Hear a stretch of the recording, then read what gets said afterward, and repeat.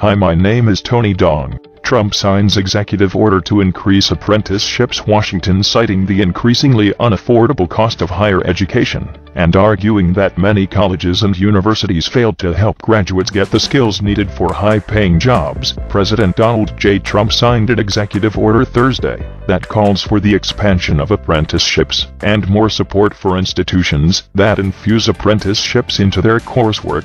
Far too many individuals today find themselves with crushing student debt and no direct connection to jobs, the executive order states. Expanding apprenticeships and reforming ineffective education and workforce development programs will help address these issues, enabling more Americans to obtain relevant skills and high-paying jobs, it continues, although the order contains a specific provision that directs the Secretary of Education to support the efforts of community colleges and 2-year and 4-year institutions of higher education to incorporate apprenticeship programs into their courses of study. Some education policy experts and a U.S. congressman said it's unclear how that or other aspects of the executive order will work. The U.S. Department of Education did not respond to a request for information on what the word support means in the executive order, and whether that support is at all monetary. It's interesting that they call out the need to better connect apprenticeships with higher education in community colleges and 4-year programs, but there's nothing else in the executive order that would make you think that what they're doing is going to make that easier to do, said Mary Alice McCarthy, director of the Center on Education and Skills at New America, a think tank based in Washington, D.C. U.S. Representative Bob E. Scott D. Virginia, ranking member of the House Committee on Education and the Workforce, said in a press call after the signing, which he attended, that there is broad bipartisan support for apprenticeships. However, he said a number of unresolved questions remain about how the executive order might be implemented, particularly around the creation of new programs that might be funded by federal dollars. If we are going to have federal support for programs, you have to have some meaningful accountability, Scott said. Considerable confusion hovered over news reports such as this one, that the Trump administration wants to expand the number of new apprenticeships from the current 206,000 to 5 million over the next 5 years.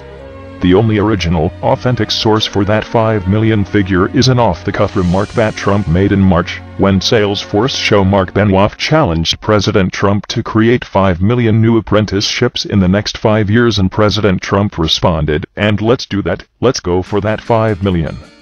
A Department of Labor spokesman said Thursday that no official announcement has been made regarding a goal of creating 5 million new apprenticeships in 5 years. Similarly, the DOL spokesman said there is no proposed $100 million increase in grant funding for apprenticeships, despite some statements from third parties that there is. The executive order leaves questions about the Department of Labor's role regarding apprenticeships going forward. To date, the Department of Labor has been responsible for oversight and approval of registered apprenticeship programs, being pitched as a form of deregulation, as a way of streamlining the process and allowing for customization at the local level or business level, where the locality knows best, said Dr. Sean M. Doherty, Assistant Professor of Education Policy at the University of Connecticut Neag School of Education. I would say this falls under the general GOP interest in federalism and free market approach. McCarthy, of New America, said the administration's direction regarding the deregulation of apprenticeships is wrong-headed. We just feel that creating this alternative parallel system is just going to create more confusion and fragmentation, and it's not clear how it sort of moves things forward, McCarthy said. Dr. Anthony Carnevale, director of the Georgetown Center on Education and the Workforce, said the apprenticeship model in the United States is already fairly deregulated. Employers only have to follow standards if they register their apprenticeship programs with the Department of Labor, but they do not have to register their apprenticeship programs, Carnevale noted. Only around half of all apprenticeship programs are registered, Carnevale continued.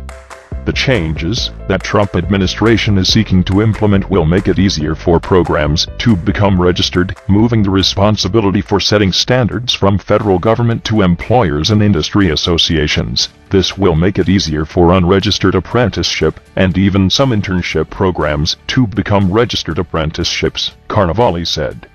On paper, this will grow the number of registered apprenticeships, but will not fundamentally change the opportunities available to individuals. Carnevale said, apprenticeships in general provide people good education and training opportunities, and are more affordable for apprentices than traditional college programs, while apprenticeships have been implemented quite effectively in Europe, where they offer an important post-secondary option to a substantial share of young people. Carnevale said, in the U.S. apprenticeships represent only a very limited pathway for a small share of people, making up less than 1% of the workforce. Apprenticeships put a high cost on employers, amounting anywhere from $13 billion to $127 billion per year, Carnevale said. With high costs, and no established tradition of apprenticeships in many sectors, this makes expanding apprenticeships in the United States like growing tomatoes in the desert, Carnevale said. And the Trump administration initiatives are not likely to substantively change this. The Association of Community College Trustees, or ACT, said while it looks forward to hearing more about the Trump administration's plans for apprenticeships, it also plans to provide comments as regulations are developed to institute industry-recognized apprenticeships. We hope these apprenticeships will retain high-quality educational standards and portable credentials, ACT said in a statement. ACT also said it remains deeply concerned about proposed cuts to federal workforce and education programs, namely, a 40% cut to state grants under the Workforce Innovation and Opportunity Act (WIOA), as well as a 15% cut to Perkins Career and Technical Education. These investments are necessary to meet economic demands in providing high-quality education and training for millions of students, ACT said in its statement. ACT asks the administration and Congress to consider that the severe cuts to workforce and educational programs included in the administration's proposed budget would seriously inhibit and potentially undermine workforce and education developments championed by President Trump, the statement said. Thank you for watching. For the follow-up, subscribe to the channel yourself here.